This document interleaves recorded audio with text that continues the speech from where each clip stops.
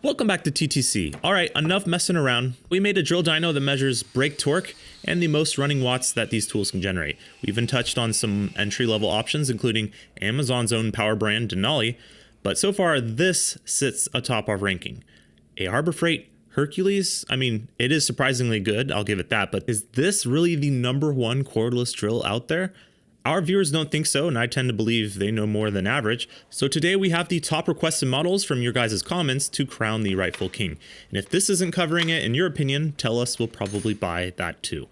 Alright, our baseline will be the Milwaukee Gen 4 from our last episode. How did these next models stack up to this 1400 inch-pound torque monster?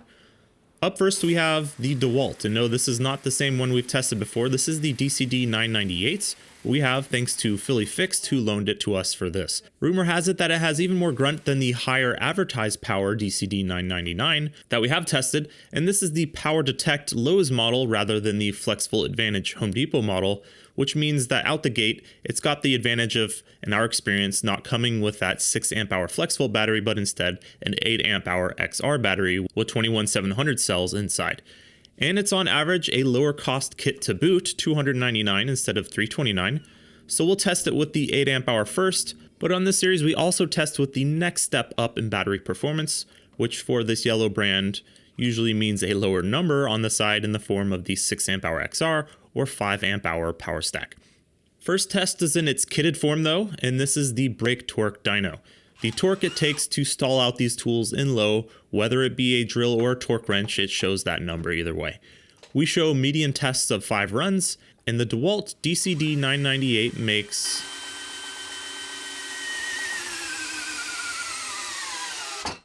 35, just about matching the M18 Gen 4, which is pretty good because DeWALT doesn't even advertise torque like Milwaukee fixates on. They use unit watts out, which we'll also be measuring coming up. Looking good so far. Okay, next up we bought the #1 request from you guys to go up against what we've already tested, PLEX. The PLEX hammer drill driver with turbo to be exact, and you can buy these kits with either a 5 amp hour battery or their new 6 amp hour stacked lithium pouch type cell pack. That's obviously going to be what we're going to be using for its upgraded pack, as it probably has the most potential. Heck, it even says max watts for the pack on the side. But the standard kit as tested will total a mere $229, which should help it a bit in the points as that makes it the cheapest kit on the day. This one advertises the highest torque, matching the 1400 inch-pounds of the Milwaukee, but saying so before that Gen 4 even came out, so it's been calling itself a top dog for a while. Among other things like cool battery side illumination for charge level, this thing has a friggin' turbo button, and you don't need sensitive equipment to tell that it's in full effect. It definitely goes full turbo. You're not going turbo, are you? Turbo? In normal use too, you can tell this thing is switched on, it's sort of crazy. So naturally, all of our testing is going to be in that turbo mode because if you care about these things, all these specs and performance in the first place, you're likely coming across scenarios where you sometimes need those beans, and that's when you're going to be caring about how these tools compare. Alright, let's see what that Flex can do with its standard battery in turbo.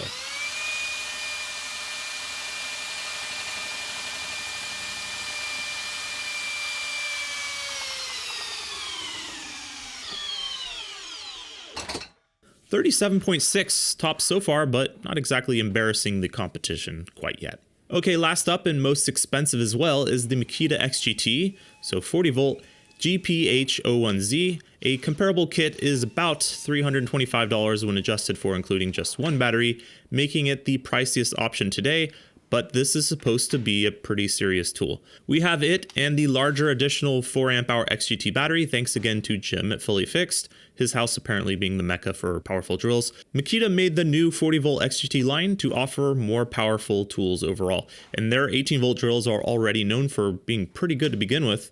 This one should take it up a notch. And at 7.13 inches, it's shorter than the DeWALT and the Flex as well. Only the often shortest in its class Milwaukee is shorter at 6.95 inches. Let's take a look with the included 2.5 amp hour battery, which compares to a 5 amp hour normal battery.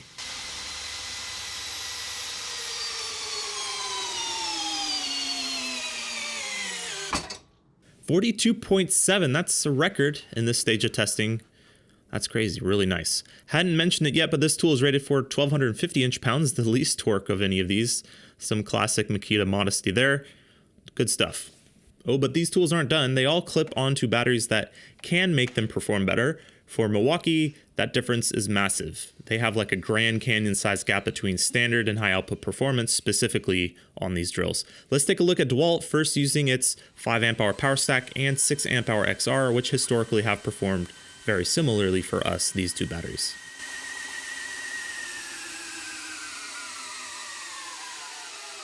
$39.6 and 40.8 up from 35 with the 8 amp hour pack, which we've often seen do worse than these two. Not 1 foot-pound difference between these two better options, and I'll save you the time. These two batteries trade advantage blow for blow across all tests today.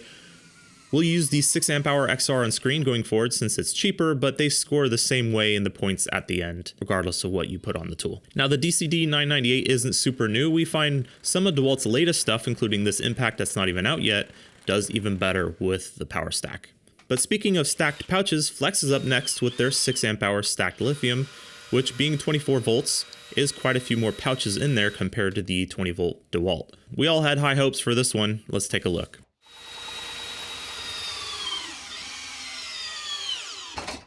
$51.5. Damn. You can hear this thing kick into overdrive as well. It like steps up into additional turbo mode once the load is high enough, then you just hold on. That's a huge gain over its original 38 foot-pounds or so. Definitely use that side handle in this guy. We're seeing good stuff from stacked lithium so far. Okay, the last next step up in battery options is from the Makita XGT and their 4 amp hour pack, which compares to a normal 8 amp hour one. Let's see how it does. Its last run was 42.7.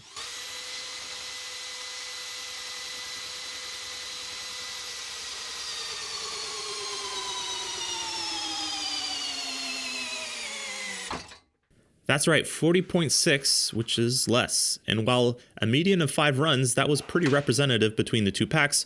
We've seen this before with the 4 amp hour, but don't count it out yet. More to discover with this tool coming up. So this is how things look thus far. Their weights as tested, how you'd buy the tool as in kit form, are here, which start them out with deficits from -49 to -59. For that weight, you'll have to carry around with you most of the day or over your head in some cases. The Milwaukee being the lightest and the PLEX being the heaviest here with the biggest deficit to start with. Then peak stalling torque here, which is Milwaukee's favorite spec, but also easy to pump up with just different gear ratios without really improving the tool, and it leaves high mode completely out of the specs in general. So DeWalt has used unit watts out to rate these tools, something we felt was a good idea, and this is a measure of how much power and work the tool can accomplish, as you're probably not doing much work at, let's say, 20 RPM where these tools max out in torque and stall. So let's check out that DeWalt then while we're still in that low setting. In this test, we ratchet up the load on the tool until it cuts out and is dragged below 300 RPM. The Milwaukee makes 490 watts with an XC 5.0 and 810 with a 6 amp hour high output because that tool craves high output. Here's the DCD998 with the included 8 amp hour pack.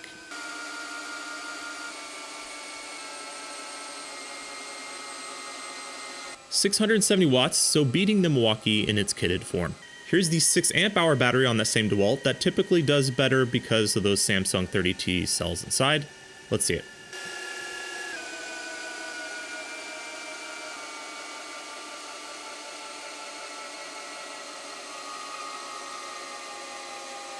$770, that's quite a gap for similar types of packs here. Alrighty, now for the PLEX with the standard 5 amp hour battery.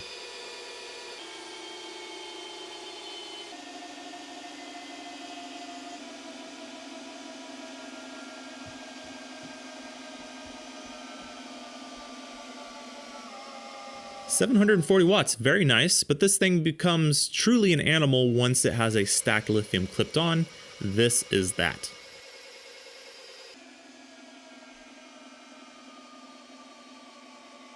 So yeah, crazy high 900 watts, but this is a hard one to rate. This tool cuts out, which is not super rare testing this way, but it's also erroring out here and won't turn back on until you take the battery off and then on again.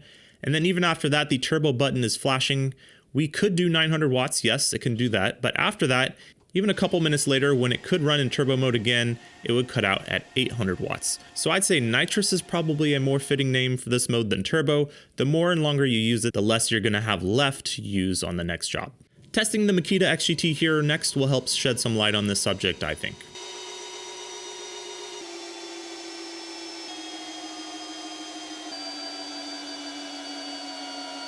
The Makita makes it up to 860, then cuts out, not dragging below or even near that 300 RPM cutoff. It simply says, "That's enough, sir, let's not overdo it." And with the 4 amp-hour battery, does the same sort of thing, cutting out here at 870 watts. So it's the tool, the board, or some type of heat monitoring that just says we're done, but it's clearly monstrously powerful and could do much more if it allowed itself to. The PLEX, on the other hand, is just unchained power, allowed to, when turbo's pressed, max things out in power and heat until it can no longer do that and sort of needs a break.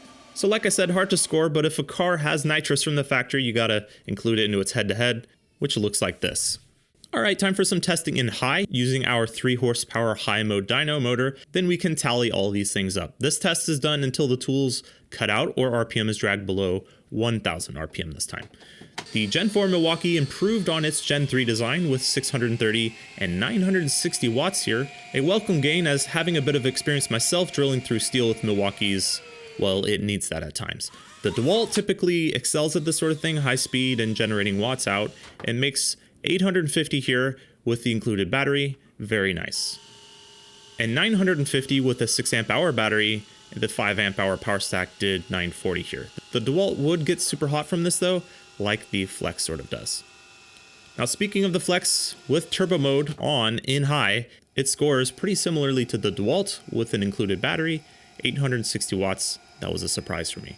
With the stacked lithium, it's basically a freight train, passing 800, 900, getting near a kilowatt here, and look at that speed, nowhere near the 1000 RPM floor. It does cut out around 1010, 1020 watts, just preserving the tool from melting at this point, and it is super hot, won't go back into turbo mode even if you take the battery on and off. Powerful, yes, but like a linebacker, might need a cup of water on the sidelines at times, and it likes being run in free speed here to cool it down with that internal fan. Now the Makita doesn't need a break, and it doesn't really get all that hot to the touch, all considered, when you're considering it makes another record score here with the included battery, 950 watts with a 2.5 amp-hour battery. That's insane.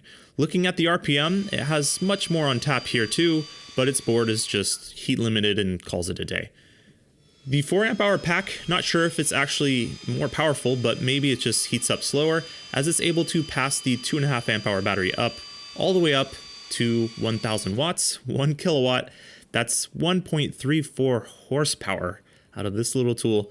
At that point, the tool says, all right, you've had enough fun, stop doing crazy stuff with this thing. So let's tally these scores. Scoring watts out is pretty simple for these. That's 66, 77, 85, and 95 for the DCD998, 74, 90, 86, and 102 for the PLEX, and 86, 87, 95, and 100 for the Makita XGT. Some serious numbers on this episode for sure. It was pretty fun testing these things. Performance per inch of tool length, like where you can fit this tool in between wall studs, let's say engine bays, that's 96.4 and 88.8 for the DeWALT. It being a running power watts favored brand makes sense for how they advertise their power. 123.1 and 124.6 for the PLEX. That turbo mode doesn't seem to care between stalling torque and watts, it just brings it. And 129 and 116.8 for the Makita. All of this tallying as a function of price works out to 100.7 points, 156.9 for the PLEX, definitely a performance per dollar deal, and 111.8, still very good despite this price.